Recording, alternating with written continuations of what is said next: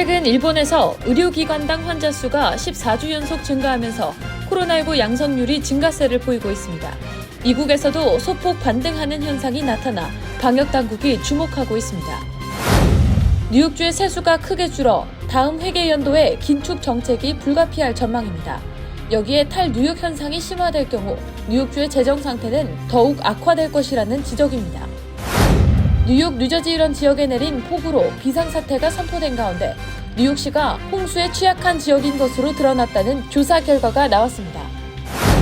남부 국경으로부터 꾸준히 유입되고 있는 망명 신청자들로 인해 몸살을 앓고 있는 뉴욕주와 시 정치인들이 국경 위기 문제를 해결하라고 직접 조 바이든 대통령에게 촉구하는 서한을 보냈습니다. 100도가 넘는 폭염 속 공항 활주로에서 이륙을 준비하던 여객기에서 승객들이 에어컨 없이 4시간가량 대기하다가 의식을 잃는 일이 발생했습니다. 제38대 뉴욕 한인회가 신임 집행부 구성을 완료하고 본격적인 활동에 돌입했습니다.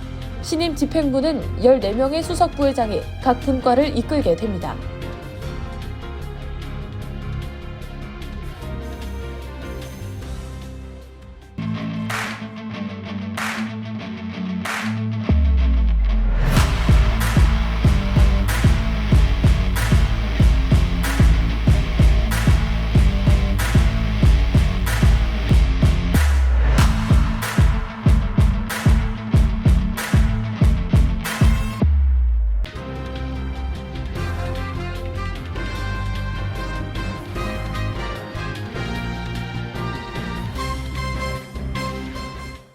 여러분 안녕하십니까?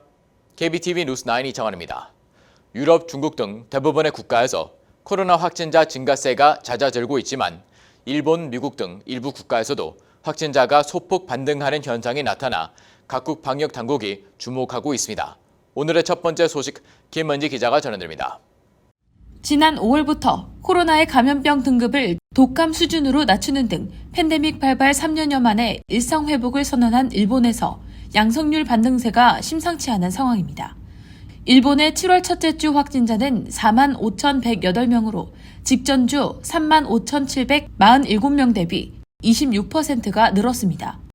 일본의 의료기관당 환자 수는 14주 연속 증가했고 규슈 등 서부 지역과 오키나와 등지를 중심으로 코로나가 확산하고 있으며 일본의 47개 도도부현 중 45개에서 코로나 증가세가 확인됐습니다. 일본은 지난달부터 코로나 확진자가 늘어 제9차 코로나 재유행이 시작됐을 수 있다는 경고가 제기돼 왔습니다. 미국에서도 감소하던 코로나 확진자 수가 최근 소폭 반등했습니다. 연방질병통제예방센터 CDC는 어제 트위터를 통해 CDC는 미국 내 코로나 관련 데이터 추이를 지속적으로 모니터링하고 있다며 지난 1월 이후 처음으로 소폭 증가를 감지했다고 밝혔습니다. 지난주 미국에서 코로나 환자의 응급실 방문율과 검사 양성률 등 관련 지표가 전국적으로 상승했습니다. 코로나 백신 효과는 내려가는 중이고 폭염과 폭우 등 악천후로 에어컨이 설치된 실내에 사람들이 모이는 등 감염 요인도 늘었다는 분석입니다. 오늘 세계보건기구 WHO에 따르면 최근 7일 합계 신규 확진자는 한국이 15만 444명으로 세계에서 가장 많았습니다.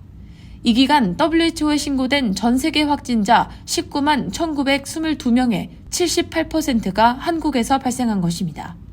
이어 같은 기간 브라질 11,240명, 뉴질랜드 4,609명, 러시아 4,030명 등이 뒤를 이었습니다. 일부 국가에선 지난 5월 WHO의 코로나 종식 선언 이후 코로나 검사 자체를 하는 이들이 드물어 확진자가 제대로 집계되지 않는 상황입니다. KBTV 뉴스 김은지입니다. 뉴욕주의 지출은 증가했지만 세수가 크게 줄어 다음 회계 연도의 긴축 정책이 불가피할 것으로 예상되고 있습니다. 세금을 내는 뉴욕 주민들의 타주로의 이동이 더 늘어날 경우 뉴욕주의 재정 상태가 더욱 악화될 수 있다는 우려가 나왔습니다. 전창희 기자의 보도입니다. 토마스 디나폴리 뉴욕주 감사원장이 발표한 보고서에 따르면 뉴욕주 2023-2024 회계년도 첫 1분기 세수 총액은 276억 달러로 지난해 같은 기간보다 68억 달러가 감소했습니다. 디나폴리 감사원장은 보고서를 통해 세수 감소를 어느 정도 예상하긴 했지만 이 현상이 지속된다면 뉴욕주의 재정 악화가 이어질 것이라며 이에 대한 대비가 필요하다고 강조했습니다. 세수 감소가 이어질 경우 내년에 91억 달러의 적자가 예상되며 그 다음 해에는 139억 달러가 부족해 앞으로 5년 내에 총 360억 달러에 달하는 적자 재정이 예상된다고 밝히며 세금을 내는 뉴욕 주민들의 타주로의 이동이 더 늘어난다면 뉴욕주의 재정 상태가 더욱 악화될 수 있다고 경고했습니다.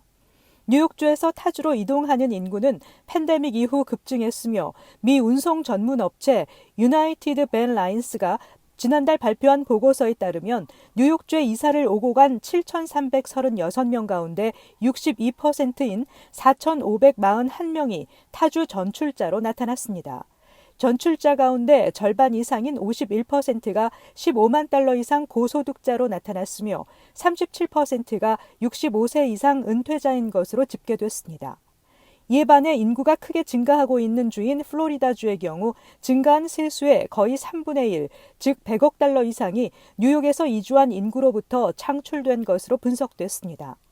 감사원장 사무실 측은 재정 위기 상황이 지속된다면 이는 고스란히 뉴욕주 납세자들에게 부담으로 작용할 수 있기에 건강한 재정 상태 마련을 위한 근본적인 대책이 필요하다고 지적했습니다. KBTV 뉴스 전상입니다. 최근 한국에서 기록적인 폭우와 홍수로 전국에서 사상자가 발생하고 있으며 지난 주말 뉴욕 뉴저지 커네렉의 일부 지역도 돌발 홍수 피해가 이어졌습니다. 이런 가운데 뉴욕시도 홍수에 취약한 지역인 것으로 드러났습니다. 강정민 기자의 보도입니다. 캐시 호컬 뉴욕 주지사는 주민들에게 기상 상황을 모니터링하고 돌발 홍수에 대비하라고 촉구했고 필머피 뉴저지 주지사는 비상사태를 선포했습니다. 뉴욕시 도시계획국이 공개한 홍수 위험 지도에 따르면 해안 지역을 포함한 시 전역이 1피트 이상의 빗물 범람에 취약한 것으로 드러났습니다. 특히 빗물과 하수 시스템을 포함한 도시의 노후화된 인프라는 폭우를 견딜 수 있도록 설계되지 않았습니다. 2021년 허리케인 아이다로 인해 뉴욕, 뉴저지, 펜실베니아, 커네티컷에서 44명이 사망했고 이 중 16명은 뉴욕시에서 사망했는데 당시에도 열악한 배수 시스템과 노후화된 인프라가 홍수 취약성의 주요 원인으로 꼽혔었습니다. 지역계획협회의 에너지 및 환경 담당 부사장인 로 프로이덴버그는 NY1과의 인터뷰에서 45분 동안 6인치의 폭우를 수용할 수 있는 빗물 인프라를 만들기 위해서는 도시의 모든 도로를 뜯어내야 한다고 밝혔습니다. 한편 뉴욕시는 퀸즈 남동부의 하수 시스템을 대대적으로 업그레이드하는 등 보건력을 강화하기 위해 수십억 달러를 투자했으며 빗물이 도로 배수구로 흘러들어가기 전에 빗물을 포집하는 이른바 녹색 기반 시설에 투자하고 있습니다. 또한 시는 개별 주택 소유주에게 공기 주입식 장벽을 제공하는 등 홍수 피해를 막기 위해 노력하고 있습니다. 또 공공장소 안내방송을 위한 드론이 해당 알림 시스템에 사용될 수 있으며 뉴욕시경은 지난 주말 드론 테스트를 실시했습니다. 하지만 전문가들은 누구에게도 영향을 미치지 않을 정도로 홍수 문제를 처리 가능한 장비를 구축하려면 수천억 달러는 필요할 것이라고 지적했습니다. KBTV 뉴스 강정민입니다. 텍사스 남부 국경 지역에서 밀려오는 망명 신청자 수용에 한계에 다다른 뉴욕주와 시의 정치인들이 조 바이든 대통령에게 공식 서한을 통해 국경 위기 문제를 해결하라고 촉구했습니다. 계속해서 보도할 강정민 기자입니다. 캐시 호컬 뉴욕 주지사와 에릭 아담스 뉴욕시장, 에이드리언 아담스 뉴욕시 의장 등은 조 바이든 대통령에게 국경 위기로 초래한 난민 유입 문제로 뉴욕시와 주민들은 큰 피해를 입고 있으며 이는 연방 차원에서 문제를 해결해야 한다는 내용의 서한을 보냈습니다. 서한에는 최근 퀸즈 레이스트랙 리조트 월드 카지노 부지 등에 세우려는 이민자 텐트 설립을 반대한다는 내용도 포함됐습니다. 아담스 시장은 서한을 통해 지금 이 시점에도 여전히 많은 망명 신청자가 뉴욕시로 유입되고 있다며 우리에게 필요한 것은 진정한 해결책이라고 강조했습니다. 뉴욕시에 지난해부터 유입된 망명 신청자는 10만 명 이상으로 집계되고 있으며 이 중 5만 3천 명 이상이 뉴욕시 내에 거주하고 있습니다. 난민 신청자 유입으로 뉴욕시 5개 보로 내에 위치한 186개 노숙자 쉘터의 수용 인원 10만 3,400명은 이미 포화 상태입니다.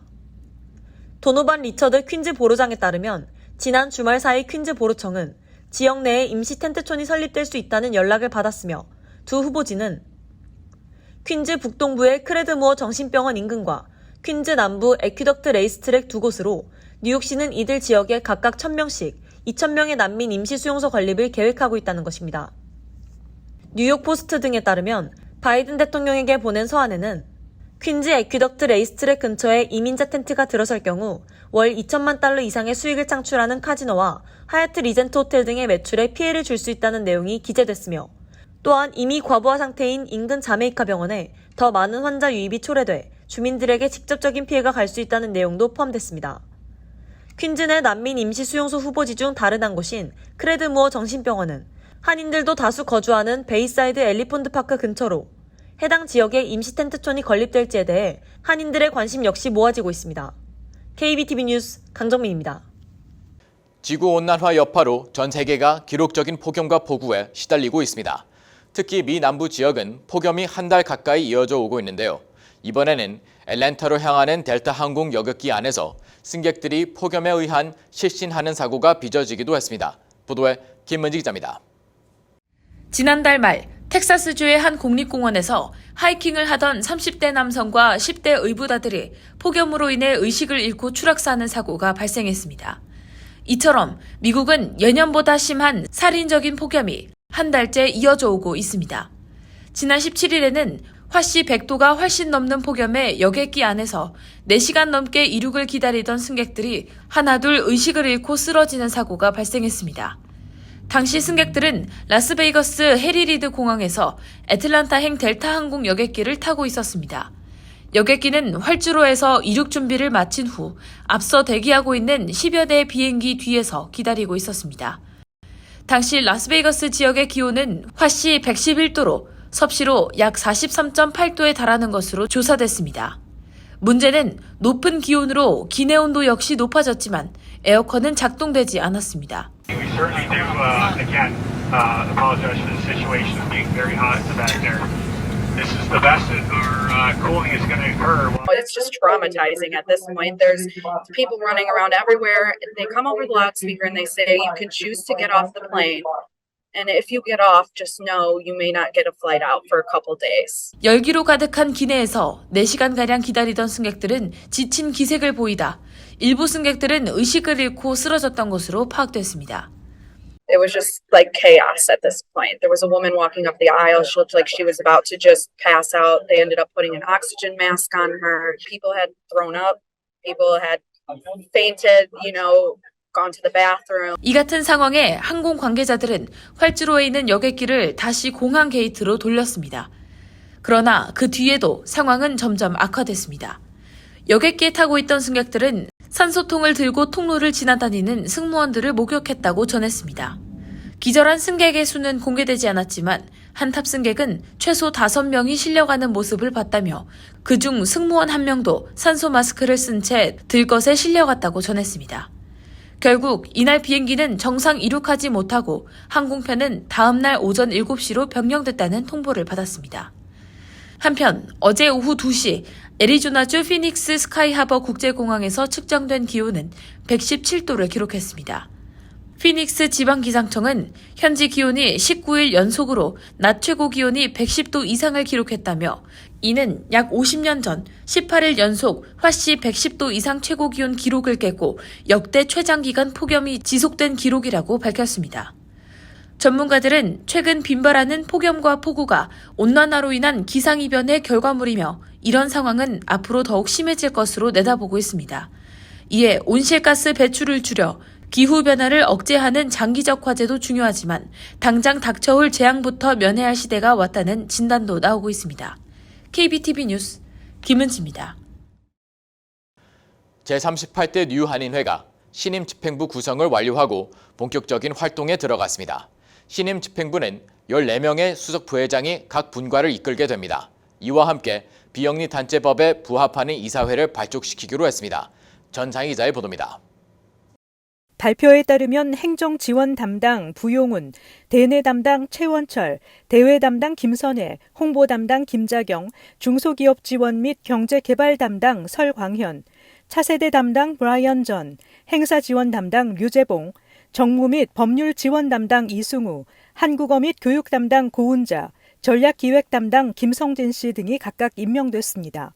그 외에 사회복지 지원 담당, 청소년 담당, 문화예술 담당, 인권 권익 향상 담당 등 4개 분과의 수석 부회장은 추후 발표할 예정입니다. 뉴욕 한인회는 14개 분과 외에 4개 위원회와 1개의 특별위원회를 집행부 내에 두기로 했습니다.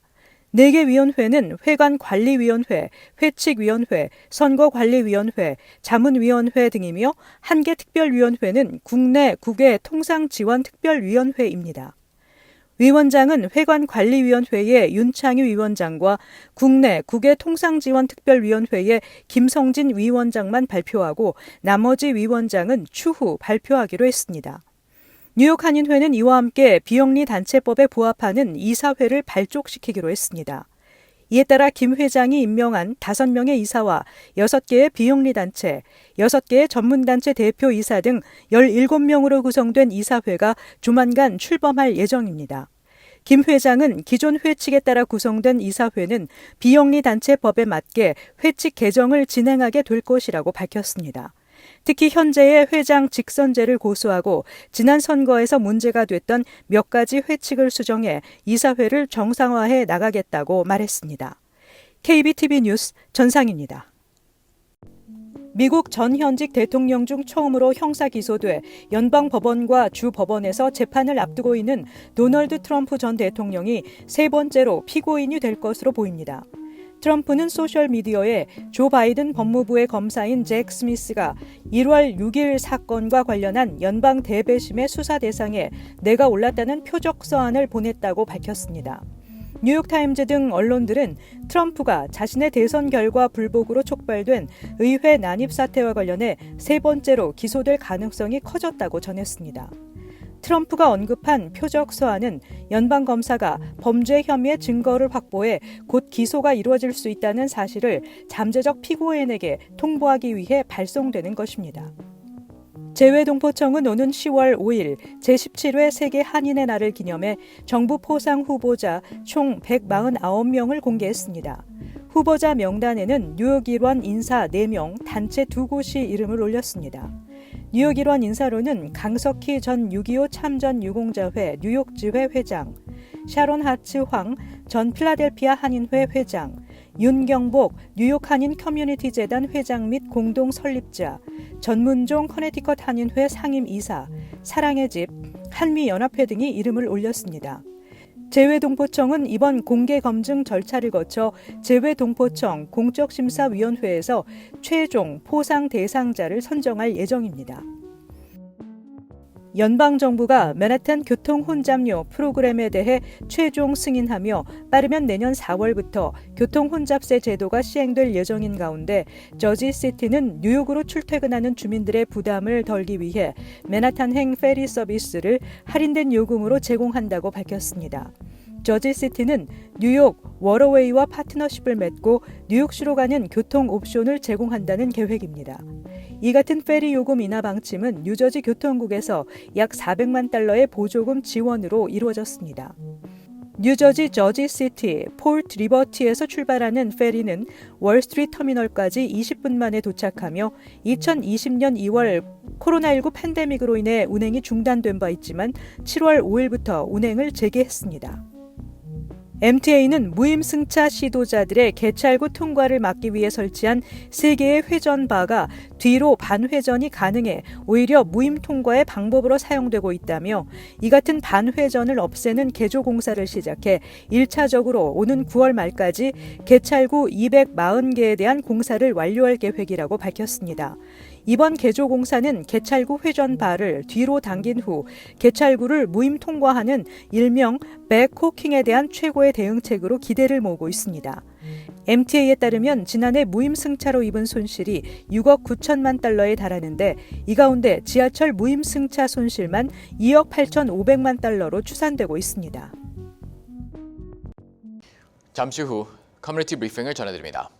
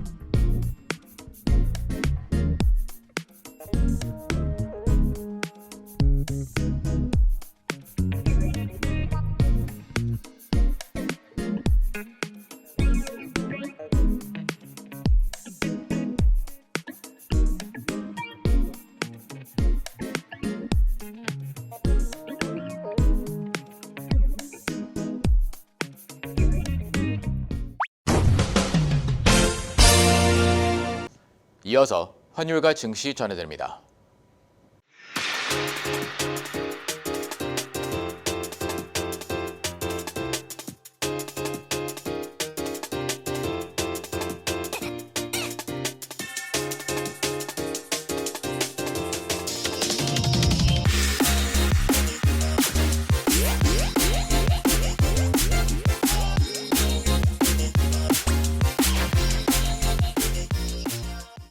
잠시 후 뉴욕과 뉴저지 날씨 전해드립니다.